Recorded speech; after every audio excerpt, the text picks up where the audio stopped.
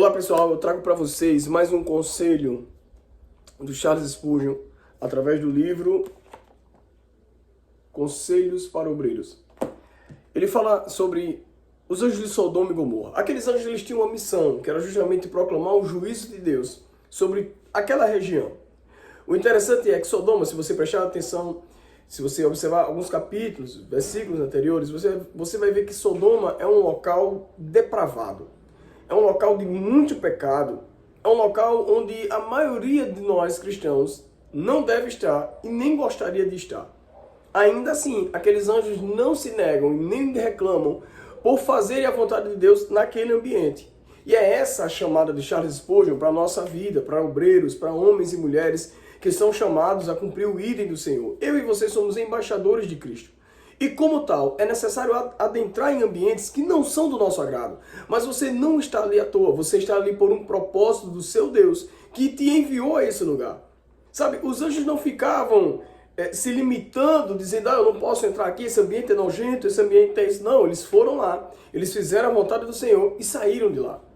Alguns ambientes que Deus permite ou que Deus deseja que eu e você entre é para proclamar o Evangelho.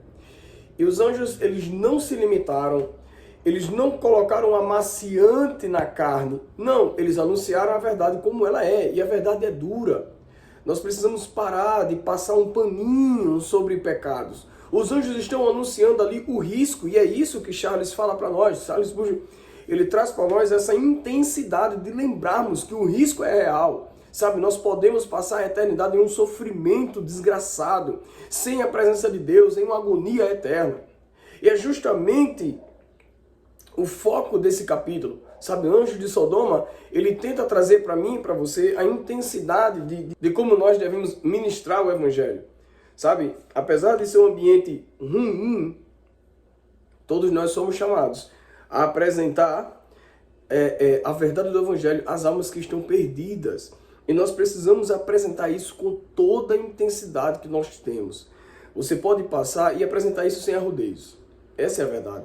Talvez eu e você, assim como aqueles anjos, eles passaram um momento difícil. As pessoas, os homens daquele lugar queriam se relacionar com os anjos. E isso para os anjos era algo degradável, era algo humilhante. Sabe? Então, o que eu quero passar para você é que ministrar o Evangelho, proclamar as novas do reino, vai fazer você passar por situações que são constrangedoras, situações humilhantes. Ainda assim, da mesma forma que aqueles anjos não pararam, eu e você não podemos parar de ministrar o Evangelho. Sabe, de anunciar às pessoas com toda a intensidade. Há um juízo sobre a raça humana e Jesus Cristo é a única forma, um único meio, o único caminho bíblico para nos livrar de todo esse mal, de todo esse julgamento. Então que você possa vir a partir de hoje a ter intensidade e não ter medo, sabe? Que você tenha temor, certo? Mas que seja o temor que está escrito em 2 Coríntios, capítulo 5, verso 11.